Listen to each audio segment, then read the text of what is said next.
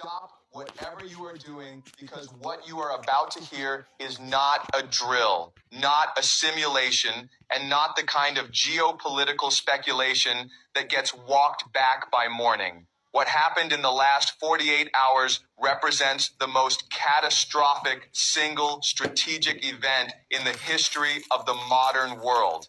An event so consequential, so irreversible, and so devastating in its implications that every government on earth is currently in emergency session, trying to process what it means and finding no comfortable answer. Russia has transferred 1,000 RS-28 Sarmat nuclear missiles to Iran. 1,000. Say that number out loud and let it occupy the full space it deserves. Not a squadron, not a regiment.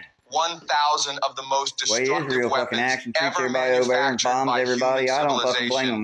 Each one carrying a payload capable of erasing a country the size of France from the map. Each one traveling at hypersonic velocity along trajectories that no defense system on Earth was designed to intercept. Each one now sitting inside hardened Iranian launch facilities pointed outward at a world that has just run out of time to pretend the old rules still apply.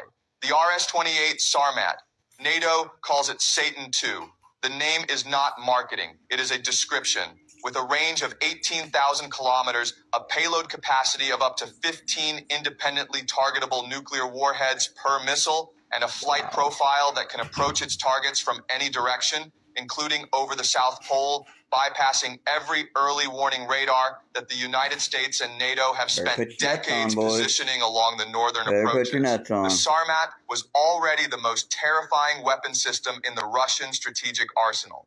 It was designed specifically to defeat American missile defense. It was built with the explicit purpose of ensuring that nothing the United States deploys, no interceptor, no laser system, no classified next-generation capability can prevent it from reaching its designated target. And Russia just gave 1,000 of them to Iran. Well, good. Let us talk about what 1,000 Sarmat missiles actually means in operational terms, because the number needs to be translated into strategic reality before its full weight can be understood. The United States currently maintains approximately 1,500 deployed strategic nuclear warheads across its entire nuclear triad. Land-based missiles, submarine-launched missiles, and nuclear-capable bombers combined. 1,000 Sarmat missiles, each carrying up to 15 independently targetable warheads, represents a theoretical maximum delivery capacity of 15,000 nuclear warheads. Iran has just received a nuclear arsenal that in raw delivery capacity exceeds the entire American strategic nuclear force by a factor of 10.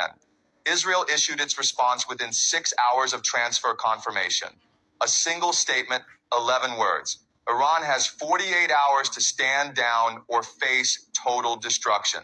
Behind that statement, behind those 11 words delivered in the controlled, flat tone of a government that has just looked into the abyss, is the most agonizing strategic calculation any Israeli leadership has ever been forced to make. Because Israel's own nuclear arsenal, formidable by regional standards and sufficient to guarantee the Samson option against any previous version of Iranian military power, is now facing a counterpart that outweighs it by an order of magnitude that makes the term balance meaningless.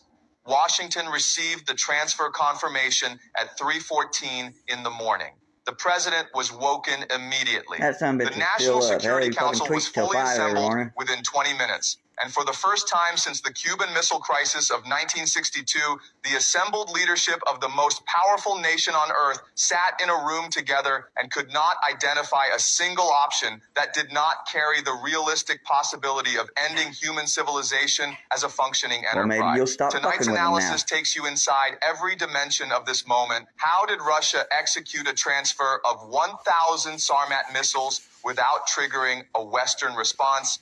What does the Sarmat's technical architecture mean for every defense system that Israel and the United States have spent decades and trillions of dollars building?